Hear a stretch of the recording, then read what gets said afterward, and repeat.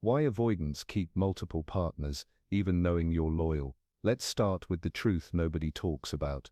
Avoidants often keep multiple partners, even when they already have someone loyal, loving and real, not because they're heartless, not because they want attention, but because something inside them doesn't know how to feel safe in love. They can sit beside someone who gives them everything, and still feel the urge to pull away, to text someone new, to keep one door open, just in case.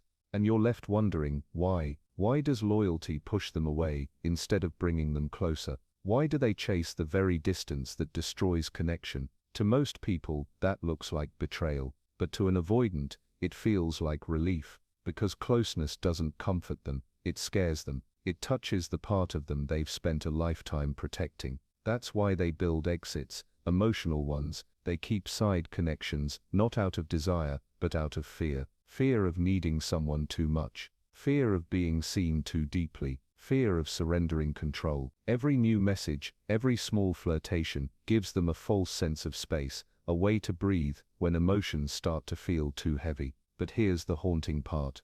The more loyal you are, the more unstable they feel inside. Your love exposes what they've been running from.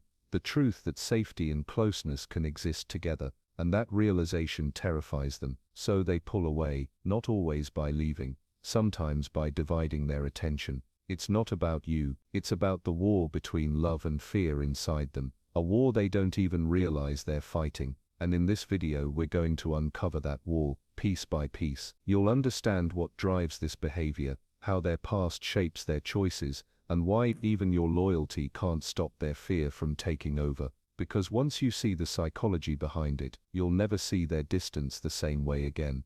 The hidden psychology behind their need for options. To understand why avoidants keep multiple partners, you have to go beneath the surface, into the emotional logic that doesn't make sense at first glance. See, most people build connections for comfort, avoidants build them for control. It's not that they want many lovers, they want many escape routes. Because somewhere deep inside, love has always been tied to loss. They learned early that attachment comes with pain, that the moment you depend on someone, you become powerless. So, as adults, they protect themselves through emotional insurance. Multiple people mean multiple exits. If one connection feels too heavy, they can lean on another to feel safe again. It's not about desire, it's about safety.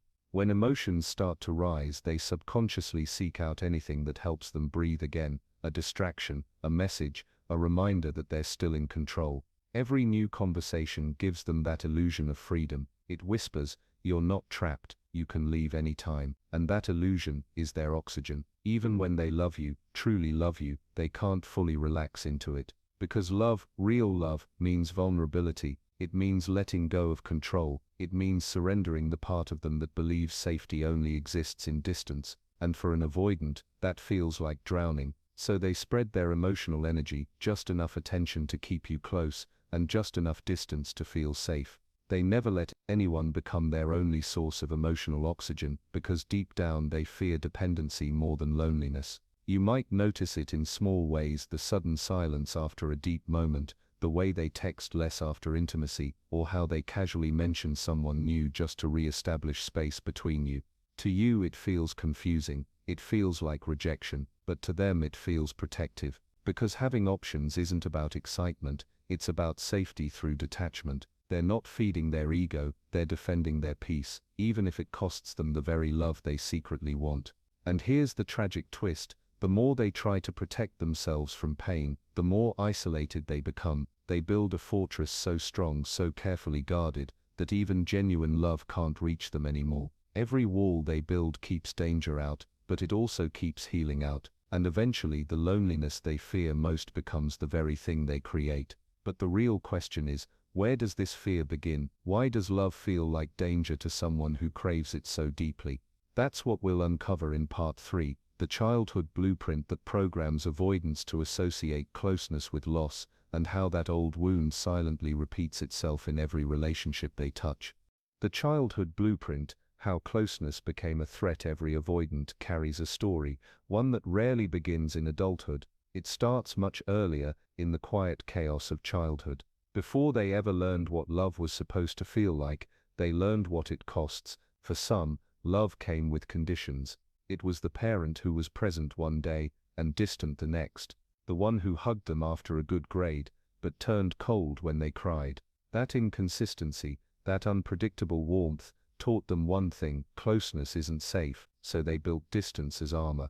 They stopped depending on anyone, they learned to self-soothe, to withdraw, to survive. And while that made them strong, it also made them emotionally unreachable. Imagine a child reaching out for love, only to be met with rejection, criticism, or silence. Each time that hand was pushed away, a message got burned into their subconscious: needing people hurts, love disappears, it's safer to rely on myself. That's the moment the avoidant blueprint forms. A nervous system that flinches at closeness, even when the adult wants it. They may crave connection, but their body remembers danger, and so, every time love feels real, their survival instincts whisper, pull back, protect yourself. That's why they sabotage intimacy right when it starts to deepen. It's not about you, it's about a past that never stopped replaying, because their brain confuses love with risk, vulnerability with loss, and commitment with control. And here's the heartbreaking paradox: avoidants often fall for the kindest, most stable partners, people who offer the exact love they never received. But instead of healing them, that love triggers them, because stability feels unfamiliar, and unfamiliar feels unsafe. So, when you give consistency, they test it. When you give love, they retreat. When you stay loyal, they look for exits, not because they want to lose you, but because your love wakes up every old fear they tried to bury. Their childhood taught them to survive love, not receive it. And until they unlearn that lesson, they'll keep repeating the same emotional loop, reaching out, then retreating, wanting closeness, then running from it. But here's what's powerful: this pattern isn't permanent. Avoidance can heal when they begin to see love, not as surrender, but as safety. When they realize that emotional intimacy isn't loss of control, it's shared power. And the first step is awareness, understanding the story they've been living unconsciously. Because once they recognize that their fear of love isn't weakness, but a defense against old pain, everything begins to shift. That's when an avoidant starts to feel, not flee. That's when love stops being a threat and starts becoming a choice. And in part 4, we'll go even deeper into how this unresolved fear silently destroys real relationships, and how to respond without losing your self-worth in the process. How their fear of closeness destroys love, and how you can respond without losing yourself. Once you understand where an avoidance fear comes from, you start to see why even the purest love can fall apart. Because in their world, closeness doesn't feel safe. It feels like danger dressed as affection. At first, they might be drawn to your warmth. They'll feel seen, wanted, understood. But the moment your love starts to feel real, when the bond deepens, their subconscious starts screaming, it's happening again. They don't realize it, but their nervous system goes into survival mode. Suddenly they feel trapped by the very thing they were chasing. They start pulling back, becoming colder, quieter, distant. You'll notice fewer texts, less eye contact, shorter answers, and you'll start asking yourself, what did I do wrong? The truth: you didn't do anything wrong. You simply triggered a part of them that still believes love equals loss. Here's how that pattern unfolds. The more emotionally safe you make them feel, the more their brain associates you with the danger of dependence. So without realizing it, they start breaking the bond, piece by piece. A delayed reply here, a sudden cold tone there, and before you know it, you're in an emotional tug-of-war. You chase connection while they chase space.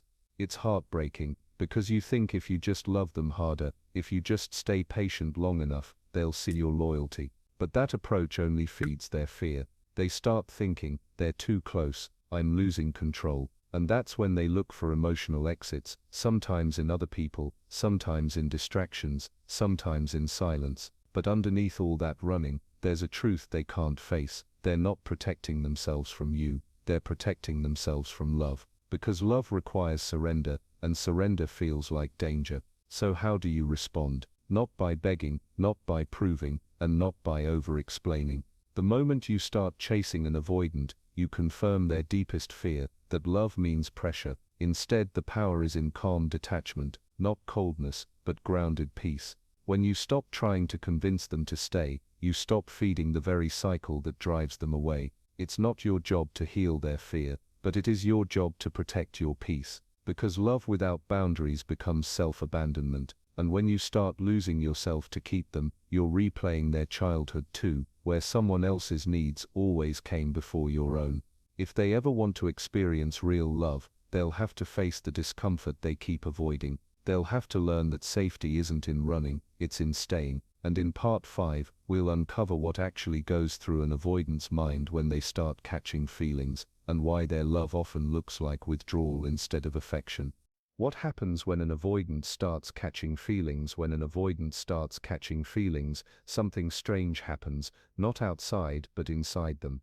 You'd expect connection to soften their walls, to make them more open, more expressive, but the opposite usually happens. They start to pull back, quietly, subtly, instinctively, because to an avoidant, love isn't just an emotion, it's exposure. It means someone suddenly has access to the parts they've spent years hiding. And that realization doesn't feel romantic, it feels terrifying.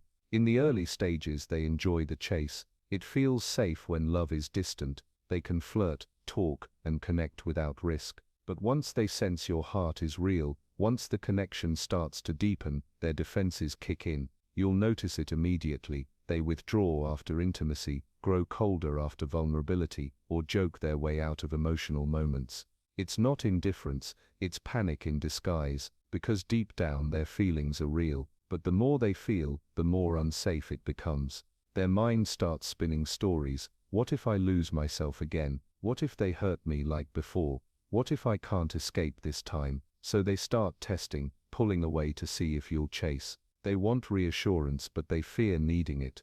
They crave love, but they hate dependency. It's a tug of war between desire and fear, and no one feels that tension more painfully than they do. When you respond calmly instead of chasing, something powerful happens. Their system begins to rewire, slowly, because you're showing them that love can exist without control, that someone can care deeply without demanding, and that emotional safety isn't suffocating, it's freeing. But if you over-pursue, they retreat further. Each "where are you?" or "why are you distant?" feels like confirmation that closeness equals pressure. And so they retreat into silence, convincing themselves they just need space, when really they're trying to calm their fear. Inside they're torn. They replay the memories, reread the messages, and wonder why something that felt so good now feels unbearable. It's not that they've stopped caring, they just don't know how to handle caring. And that's the silent suffering most people never see. Avoidants don't want to destroy love, they want to feel safe enough to keep it. But until they learn how to regulate that fear, their pattern keeps repeating: connect, panic, pull away, regret. And you, the one who loves them, get caught in the storm they don't know how to stop. But there's a way to break this loop, and it starts with understanding what happens after they pull away. Because when an avoidant distances themselves, it doesn't always mean they're done. Sometimes it's their way of coming back stronger. When the avoidant finally realizes what they lost, it often happens quietly, not in a dramatic moment, but in the stillness that comes after you stop trying. The avoidants don't usually realize what they had when you were loving them. They realize it when your energy changes, when your presence no longer chases, no longer waits, no longer explains. That silence, the one you once hated, becomes the mirror they can't escape. Because for the first time they feel the emptiness they used to run toward for comfort. When you stop reaching out, their mind starts replaying the warmth you gave so freely, the messages you sent, the patience you showed, the love that never asked them to be anyone else. At first they try to replace it. They distract themselves with someone new, believing connection is easy to replicate. But eventually they realize it's not the attention they miss, it's the safety, the emotional grounding that only came from you. And that's when the avoidant begins to feel something they've spent years avoiding: regret. They start to remember not just what you did, but how you made them feel: calm, seen, understood. And suddenly, all the walls they built to stay safe start to feel like a prison. But here's the twist: by the time they realize it, you've changed too. You've learned that love shouldn't feel like waiting to be chosen. You've learned that your loyalty deserves reciprocity, not resistance. So when they circle back, you're not the same person they left. You're grounded, whole, and finally at peace. That's when they see what they truly lost: not just your love, but the version of themselves that felt safe inside it. Avoidants don't wake up one day healed, but losing someone who loved them deeply can awaken the part of them that finally wants to try, and maybe they return, or maybe they don't. Either way, you win, because you stopped being the one